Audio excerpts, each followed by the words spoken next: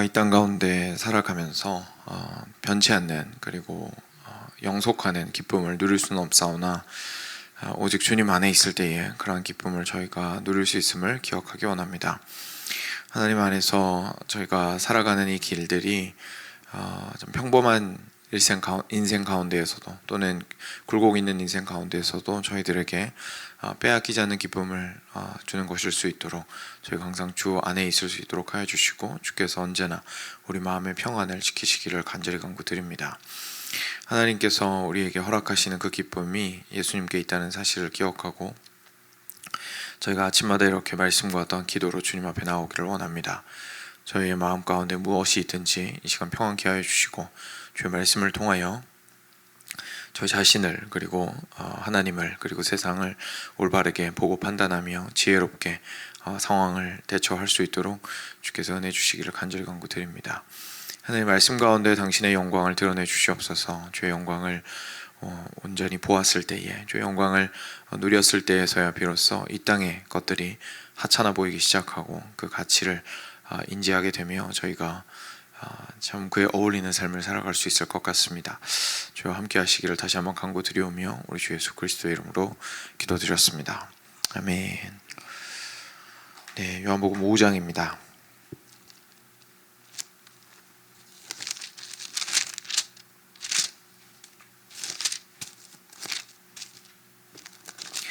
네, 요한복음 5장 1절부터 18절까지 말씀입니다. 천천히 같이 교독하겠습니다. 제가 먼저 읽겠습니다. 그 후에 유대인의 명절이 되어 예수께서 예루살렘에 올라가시니라. 예루살렘에 있는 양문 곁에 히브리 말로 베데스다라 하는 못이 있는데 거기에 행각 5이 있고 그 안에 많은 병자, 맹인, 다리 저는 사람, 혈기 마른 사람들이 누워 물의 움직임을 기다리니 천사가 가끔 못에 내려와 물을 움직이게 하는데 움직인 후에 먼저 들어가는 자는 어떤 병에 걸렸든지 낫게 되밀어라. 거기 38해 된 병자가 있더라. 예수께서 그 누운 것을 보시고 병이 벌써 오래된 줄 아시고 이르시되 내가 낫고자 하느냐. 병자가 대답하되 주여, 물이 움직일 때에 나를 못에 넣어주는 사람이 없어 내가 가는 동안에 다른 사람이 먼저 내려가나이다.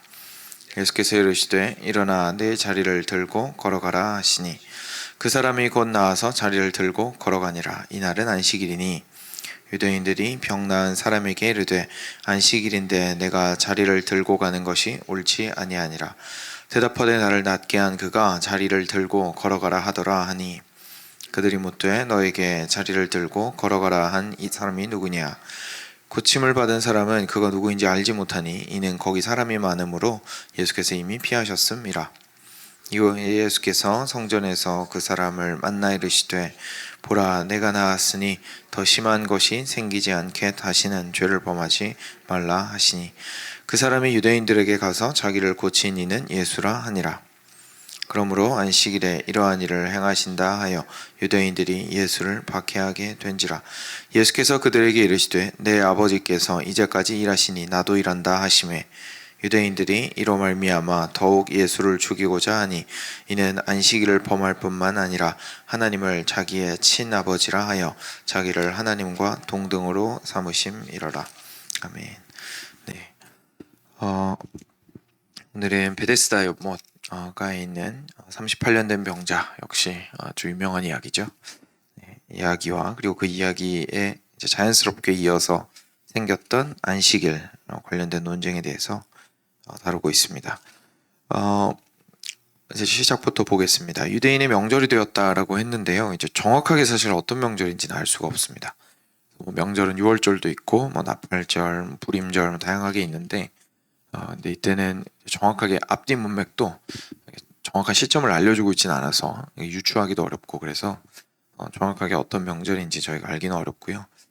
하여간 아주 중요한 명절이었는데 그 명절날 하는 게 뭐냐면 이제 예루살렘에 다 같이 모여가지고 예배도 드리고 하는 일들을 많이 했었죠. 그러니까 예수님께서 이제 예루살렘에 가 계셨던 겁니다. 예루살렘에 양문이라고 있었습니다. 혹시 느헤미야 보시면서 어렴풋이 지나가면서 보수한 문 중에 양문이 있었던 거 기억나시는지 모르겠는데 그 북동쪽에 있었던 조그마한 문이 양문이었습니다. 예루살렘 성곽의 북동쪽에 있는 조그마한 문이 있었는데 그 이름이 양문이었고 느헤미야 때 이제 중수를 했었죠. 그래서 여기에서 거기서 일어난 일입니다. 그 근처에 이제 베데스다라고 하는 못이 있는데 거기에 행각 5이 있었습니다. 그리고 그 행각 안에 많은 그 아픈 사람들이 있었습니다. 눈먼 사람들, 다리 저는 사람들, 혈기가 마른 사람들, 그리고 누워 있어서 기다리고 있었죠. 이게 그 실제 고고학적으로도 발굴이 돼가지고요. 근데 그 당시에 못이 2개가 있었다고 합니다. 하나가 있었던 것이 아니라 베데스다라고 하는 못이 이제 2개가 이렇게 연결이 되어 있고요. 그리고 그 주변에 그 혹시 중국이나 이런 정원 가시면 이렇게 못 주변으로 이렇게 걸어 다닐 수 있게 행랑이 있잖아요. 지붕이 있는 이렇게 복도처럼 해놓은 거. 그런 것처럼 이제 여기도 연못 2개가 있는데 연못 2개에 이렇게 삥 둘러가지고 행랑이 4개가 있었고 그리고 연못과 연못 사이에 행랑이 하나 있었다고 합니다. 그래서 총 5개의 행랑이 있었던 2개의 연못을 이제 통칭을 베데스다 못이다 이렇게 이제 했던 것 같습니다. 근데 거기에 많은 아픈 사람들이 모였어요. 그러니까 우리식으로 얘기하면 약간 약수터 느낌이죠. 그래서 이렇게 좋은 물을 먹으면 이렇게 몸이 건강해진다. 이제 이런 아마 생각들이 있었던 것 같은데요. 여기에서 제가 그래도 요거는 조금 알려드리면 좋을 것 같아서 아침에 말씀드리기에는 조금 딱딱한 내용일 수 있는데 여기 3절에서 4절 사이에 여러분 성경 보시면 생명의 삶에는 괄호 있는지 모르겠는데요. 성경을 혹시 보고 계시면 거기에 브라켓이 있거든요. 괄호가 혹시 생명의 삶이 쳐져 있나요? 괄호가? 있군요. 예. 그게 이제 영어 성경을 보시면 그 부분이 없습니다. 이제 한국어 성경은 제가 짧게 말씀드리면 성경에는 굉장히 많은 사본이 있습니다. 그렇죠? 그리고 그 사본들을 가지고 저희가 지금 현재 이 성경을 정리를 한 건데요. 근데 그 중에서 그 사본들이 거의 똑같거든요. 정말 놀랄 만큼 똑같거든요. 그런데 그 중에 차이가 나는 것들이 좀 있습니다. 그 차이가 나는 것들을 이제 다 모았는데 그 중에서 모든 것들을 다 모아보면 원래 가장 원문이었던 것은 예를 들어서 한 90%가 다 동의를 하는 본문일 것이다. 이런 것들이 있을 거 아니에요. 근데 그 중에서 좀 이거는 원본에 없었을 것 같은데 라고 판단이 되는 본문들이 분명히 있습니다. 근데 이 괄호에 들어가 있는 거는 그런 본문입니다. 그래서 좀 원문에 들어가 있다고 보기가 좀 힘든 본문이고요. 그래서 성경에 몇 군데 있습니다. 몇 군데 있는데 마가복음 맨 마지막 부분이라든지 이런 성경 읽으시다 보면 이렇게 네모 브라켓으로 이렇게 쳐져 있는 부분 보실 수 있을 거예요.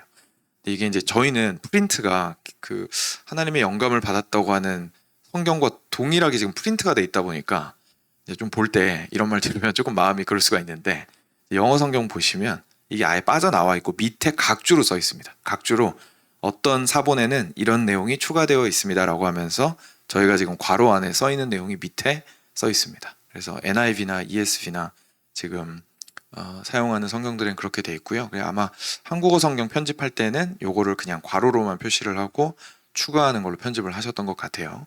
그래서 뭐 이거를 이제 막 잘못된 글이다 이렇게 이해를 하시기보다는 단지 이제 하나님의 영감받은 말씀이라고 보기는 어렵지만 옛날부터 우리 기독교회가 그래도 소중하게 생각해왔던 글 부분이구나라고 그냥 그 정도로만 생각을 하시면 좋을 것 같습니다. 그래서 여기에 있는 물의 움직임을 기다리니 천사가 가끔 못에 내려와 물을 움직이게 하는데 움직인 후에 먼저 들어가는 자는 어떤 병에 걸렸든지 낫게 되밀어라. 일단 내용 자체가 뭔가 좀 이렇게 설명하는 내용이죠. 그래서 사실 빠져 있어도 큰 문제는 없습니다. 그래서 오늘은 이 부분을 보지 않겠습니다. 그래서 사람들이 누워서 있었는데 아픈 사람들이 거기에 이제 38년 된 병자가 있었습니다. 예수님께서 이 사람을 보고 병이 얼마나 오래됐는지 이제 예수님께서 보시고 아신 거죠. 그래서 네가 낫고자 하느냐? 사실 뭐 당연한 질문이지만 네가 낫고자 하느냐 하고 마음을 이제 한번 떠보시는 거죠. 이렇게 질문하셨습니다. 그랬더니 병자가 주님, 물이 이렇게 동할 때가 있는데 물이 움직일 때가 있는데 그때 그래서 이거를 약간 간헐천으로 보곤 합니다. 그 학자들은. 그래서 실제로 이렇게 물이 뽀글뽀글뽀글하고 올라올 수 있는 간헐천으로 생각을 하는데요. 그래서 이제 물이 그렇게 움직일 때 나를 여기에 넣어주는 사람이 없어서 내가 가는 동안에 다른 사람이 먼저 내려가 버립니다. 다들 자기 살겠다고 나 안 도와줍니다. 그죠? 그게 벌써 이렇게 몇 년이나 지났습니다. 라고 얘기를 합니다. 그랬더니 예수님께서 뭐 추가로 뭐 말씀하시지도 않고 그 자리에서 바로 일어나니 자리를 들고 걸어가라. 라고 말씀하셨습니다. 그리고 이 사람이 자리를 들고 걸어갔습니다. 너무 놀랍죠. 근데 사실 어떻게 보면 진짜 핵심은 요 뒤에 나오는 논쟁인 것 같습니다. 저희로서는 요 앞에 있는 부분을 보고 충분히 너무 정말 감사하고, 그리고 예수님께서 얼마나 놀라운 능력을 가지고 계신 하나님이신지, 하나님의 아들이신지를 저희가 확인할 수 있는 부분입니다. 그래서 저희들에게는 좀 격려가 되고, 그리고 주님의 능력을 확인하게 되는 부분인데, 그 뒤에 보면은 모든 사람이 그랬던 것 같지는 않습니다. 이 사람이 이제 자리를 들고 걸어가니까, 이렇게 깔고 있었던 게 있었겠죠. 그걸 들고 걸어가니까 유대인들이, 이날이 마침 안식일이어서 이 사람한테 이렇게 말합니다. 야, 안식일인데 네가 자리 들고 가면 안 되지? 라고 얘기했습니다. 사실 좀 그렇죠. 그죠? 저희도 이렇게 한참 아프다가, 그래서 아파서 뭘 잘 못하고 있다가 이제 겨우겨우 일어나가지고, 또는 이제 굉장히 큰 도움을 받아서 드디어 일어나서 이제 감사함으로 가고 있는데, 갑자기 옆에서 이제 야, 너 그동안 이거 안 했잖아 라고 한다든지, 아니면 지금 내가 가다가 이제 잘못한 거에 대해서 지적한다든지 하면, 지금 얼마나 큰 구원의 사건이 나에게 일어났는데 지금 이 사람은 나를 옆에서 몰랐던 사람도 아니고 그래도 왔다 갔다 하면서 봤을 텐데 이거를 이렇게 밖에 얘기 못하나 라는 마음이 저희도 들겠죠. 그러니까 이 사람도 그런 마음이 들 수밖에 없는 그런 상황이었습니다. 근데 이 사람들이, 그 유대인들이 그렇게 이야기한 이유는 있었습니다. 왜냐하면 그 당시에 이제 그 유대인들이 만든 전통들이 많이 있었거든요. 그 전통들이 많이 있었는데 이 사람들이, 하나님께서는 안식일에 일하지 않으신다. 하나님께서는 일하지 말라고 하셨다. 그렇죠? 안식일에 일하지 말라고 하셨다. 라는 그 말씀을 잘 지키기 위해서 한 39가지 정도의 전통을 새롭게 만들어서 추가로 이제 일이란 무엇인가를 정의를 한 다음에 그 일을 하지 않는 걸로 이제 이렇게 약속을 했던 겁니다. 가르쳐 왔던 거죠. 그 중에 하나가 뭐가 있었냐면 물건을 옮기는 겁니다. 그래서 물건을 이쪽 자리에 있던 거를 저쪽으로 옮기면 그걸 일이라고 봤던 거예요. 그러니까 일이라면 뭐 그 자체가 나쁜 건 아니지만 안식일에는 하면 안 되는 거죠. 근데 이 사람이 지금 자리를 들고 옮겼잖아요. 그러니까 지금 이 사람이 죽었다가 살았는데 자리를 여기에서 여기로 이동시켰다고 지금 이 사람들이 뭐라고 하고 있는 상황이라는 것을 저희가 좀 이해를 할 수가 있습니다. 그래서 그 전통에 의거해서 이 사람들이 물어봤습니다. 그랬더니 이 사람이 얘기합니다. 나를 낫게 했던 그 사람이 나보고 들고 걸어가라고 했습니다. 무슨 말일까요? 나한텐 나으라고 하신 사람이 더 권위가 있다는 뜻이죠. 더 권위가 있다는 뜻이죠. 이 사람이 유대인의 이런 규례들을 모를 리가 없거든요. 당연히 가지고 이동하면 안 된다는 사실을 알고 있어요. 그런데 그걸 알고 있음에도 불구하고, 그리고 평상시에 누가 그렇게 얘기했으면 아유 오늘 안식일인데 어떻게 그래요? 라고 했었을 건데, 본인은 사실 일어나지도 못하고 38년 동안 드러누워 있었는데 그날 그걸 고쳐주신 분께서 들고 일어나 걸으라고 하시니까 그 말씀에 순종을 했다는 거죠. 그러니까 이 사람은 영문도 몰랐지만 일단은 자신을 살려준 사람의 말을 들었던 겁니다. 그죠? 그 권위를 인정을 했던 거죠. 그래서 안식일을 어기는 걸 알고는 있지만 이렇게 움직였던 것을 저희가 볼 수가 있습니다. 그랬더니 누가 그러더냐? 누구냐? 라고 물어봤죠. 유대인들이. 그랬더니 13절에서 누군지 몰랐습니다. 왜냐하면 이미 거기 사람이 너무 많았는데 예수님께서 빠르게 피하셨기 때문입니다. 이 일이 생긴 후에 성전에서 예수님께서 이 사람을 만나서 말씀하셨습니다. 보라, 내가 나았으니 더 심한 것이 생기지 않게 다시는 죄를 범하지 말라. 그래서 아마도 이 사람이 뭐 특별한 아마 죄를 예전에 크게 범했을 수도 있고요. 저희는 다 알 수는 없지만 일단 죄의 결과로서 그렇게 아팠던 것 같습니다. 그래서 예수님께서, 그 사실은 사실 예수님도 아시고 그 당사자도 알고 있는 거잖아요. 그러니까 정확하게 얘기를 하셨던 것 같아요. 그래서 다시 그렇게 동일하게 아프지 않기 위해서, 그리고 더 심한 일이 있지 않기 위해서 너를 깨끗하게 하라 라고 하셨습니다. 그러니까 여기에서 저희가 한 가지 깨닫게 되죠. 저희가 일반적인 죄를 통해서도 당연히 아프게 됩니다. 죄의 결과로. 제가 뭔가를 A라는 잘못을 해서 지금 현재 뭐 플루가 걸렸고, B라는 심각한 잘못을 해서 지나가다가 사고가 났고, C라는 큰 잘못을 해서 내 인생의 10년이 아파서 날아갔다. 이제 그렇게 해석을 하는 건 이렇게 옳지 못합니다. 하나님께서 분명히 당신의 섭리 가운데에 이렇게 쭉 전체적으로 인도하시는 부분이 분명히 있기 때문에, 특정한 어떤 죄 때문에 특정한 일이 발생했다라고 이제 뭐 점쟁이들이 얘기를 한다든지 뭐 다른 사람들이 얘기를 하는 건 무시해도 상관이 없죠. 저희가 붙드는 것은 오직 선하신 하나님께서 나의 삶을 주관하시는 것이고, 내가 아프거나 힘들 수 있는 상황들 같은 경우에는 사실 일반적 의미의 죄의 결과로서 우리들에게 온 것들입니다. 우리가 특정 죄를 지었다기보다 우리가 죄인이기 때문에, 아담의 자손이고 죄인이기 때문에 온 세상은 망가졌고, 그리고 그래서 나도 하나님 앞에서 도덕적으로 살지 못하고, 그리고 그 결과로 어리석은 선택들을 많이 하죠, 저희가. 그래서 그 어리석은 선택들의 결과로 고통을 당할 때가 많이 있습니다. 그리고 때로는 저희가 아무런 어떤 직접적인 잘못은 하지는 않았더라도 저희가 거기에서 죄인으로서 살아간다라는 것은 불완전한 육신과 불완전한 환경 속에서 살아간다는 뜻이죠. 그러니까 때가 되면, 또는 이렇게 외부의 그런 이렇게 병균이라든지 이런 거에 노출이 된다면, 또는 사고를 당하게 된다면 당연히 삶이 일정 부분 무너지게 되고 아프게 되는 것들은 이제 전반적인 의미에서의 죄의 결과로서 저희가 겪을 수 있는 것들입니다. 그렇지만 저희가 개인의 삶으로 좀 돌이켜 보았을 때, 나한테 주신 내 삶이잖아요, 그죠? 나한테 주신 내 삶이라고 생각했을 때, 다른 사람이 나한테 와가지고 야, 그거 하나님이 벌 주신 거야, 이렇게 말하는 건 좀 문제가 있겠지만, 나에게 주신 나의 삶을 내가 책임진다는 측면에서 저희는 분명히 나의 죄의 결과로 내가 어떠한 어려움을 겪고 있는지에 대해서 생각을 좀 해볼 필요가 있습니다. 실제로 내가 아까 조금 잠깐 말씀드린 것처럼 나의 죄 때문에 어리석게 행동을 했을 수도 있고요.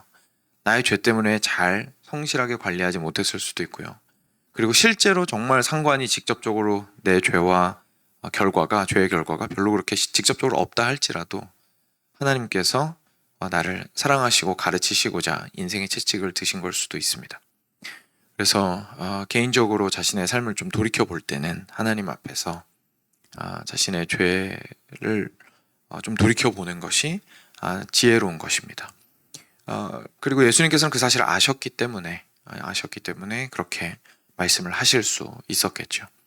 우리가 그리스도인이 된다는 것은 죄를 용서받는다는 것입니다. 그렇지만 거기에 또 덧붙여서 지속적으로 같은 죄를 범하지 않고, 또는 이제 계속해서 죄를 범하는 삶에서 벗어나는 것을 의미를 하겠죠. 그래서 더 정결해져가는 삶을 저희가 살아나가야 한다는 것을 저희가 여기서 또 보게 됩니다. 이 사람이 이 얘기를 들었습니다. 그리고 나서 예수님이구나 라는 사실을 알게 됐죠. 유대인들한테 가서 얘기를 합니다. 저 그때는 누군지 몰랐는데 이제 알게 됐습니다. 예수님입니다. 그랬더니 이때부터 유대인들이 예수님을 박해하기 시작했습니다. 그 전까지는 그래도 저 사람 뭐지? 이렇게 잘 쳐다보고 있었는데, 안식일에 갑자기 자리 들고 일어나서 걸으라고 한다라는 건 결국 이 사람들 입장에서도 지금 예수님이 뭐라고 한 거냐면 내 말이 안식일의 법보다 중요하다라고 말한 셈이 된 겁니다. 그렇기 때문에 당연히 너무너무 이 말도 안 되는 이야기를 하고 있는 사람이라고 판단이 되기 때문에 분노함으로 박해하기 시작했습니다. 그래서 예수님께서 그들에게 말씀하시되 내 아버지께서 이제까지 일하시니 나도 일한다 라고 이렇게 말씀하셨어요. 그러니까 안식일에 일하는 것이, 예수님께서 일하시는 이유가 내 아버지께서 일하시기 때문이다 라고 이야기를 한 겁니다. 유대인들은 알고 있었습니다. 안식일에 일하는 사람은 한 명밖에 없습니다. 하나님이십니다. 이거 좀 저희가 들으면 웃길 수 있는데요, 유대인들한테는 굉장히 심각한 문제였습니다. 왜냐하면 하나님께서 7일째에 안식하셨다고 성경이 얘기하고 있잖아요. 그리고 나서 사람한테 일하지 말라고 하셨거든요. 근데 하나님께서 일하시면 사람들이 질문했습니다. 그러면 하나님이 안식일을 범하시는 거 아닌가요? 하나님이 우리한테 지키라 그래 놓고 하나님이 범하시는 거 아닌가요? 이게 유대인들 안에서는 굉장히 중요한 철학적인 질문이었어요. 신학적인. 그래서 막 토론이 있었거든요. 근데 이제 대부분 유명한 랍비들이 결론을 낸 게 우리 하나님께서는 그래도 섭리로 붙드셔야 하기 때문에 하나님만큼은 일하신다 라고 결론을 내렸던 겁니다. 근데 거기다 대고 예수님께서 지금 뭐라 그러셨냐면 내 아버지께서 일하시니 나도 일한다 라고 하신 거예요. 사실상 하나님이다라고 말씀하신 겁니다. 왜냐하면 안식일에 안식하여야 된다는 규정은 창조 때에 주어진 규정으로서 모든 사람이 존재가 지켜야 되는 거거든요. 근데 거기서 예외되는 존재는 하나님 한 분밖에 안 계신데 그거에 본인이 해당된다고 말했기 때문에 사실상 하나님이라고 얘기를 한 것이죠. 그래서 이 사람들은 예수님을 미워할 수밖에 없었습니다. 예수님께서는 하나님의 권위를 가지시고 안식일에 일하셨던 것뿐만 아니라 자기 자신을 하나님과 동등하다고 선언을 하신 게 됐기 때문에 사람들은 예수님을 너무 미워해서 박해하기 시작했던 것을 저희가 보게 되죠. 근데 저희들의 믿음의 눈으로 보게 되면 오늘 베데스다 연못 사건에서부터 좀 긴 본문이지만 이제 안식일 논쟁까지 쭉 보았을 때 오히려 우리에게는 예수님께서 하나님이시다라고 스스로를 드러내신 것이 얼마나 확실했는지를 좀 확인하게 되는 부분들입니다. 여러분 여러 이단들이 그런 얘기 많이 합니다. 예수님께서는 스스로가 자기를 하나님의 아들이라고 말한 적이 없다. 이렇게 말하는 이단들 있거든요. 사람들이 그건 만들어낸 거지 예수님이 그렇게 말씀하신 적 없다. 제 기억에 아마 여호와의 증인이 그렇게 말하는 것 같아요. 그 삼위일체를 부인하죠. 여호와 증인은. 그래서 예수님은 스스로를 신이라고 말한 적이 없다라고 주장하거든요. 이렇게 나와 있습니다. 성경을 잘 읽으면 이건 유대 그 문화를 이해하고 성경을 읽었을 때 예수님께서는 분명하게 스스로를 하나님이라고 말씀하셨습니다. 그래서 C.S. 루이스 같은 사람은 이렇게 얘기했죠. 예수님은 그냥 착한 사람일 수 없다. 예수님은 하나님의 아들로서 우리의 구원자로서 믿든지 아니면 예수님은 미치광이든지 둘 중에 하나밖에 옵션이 없다. 예수님을 저희가 이제 밖에 나가서 인터뷰하면 예수님 누구라고 생각하세요? 좋은 사람이죠. 기독교 종교의 창시자죠. 그런 거 없습니다.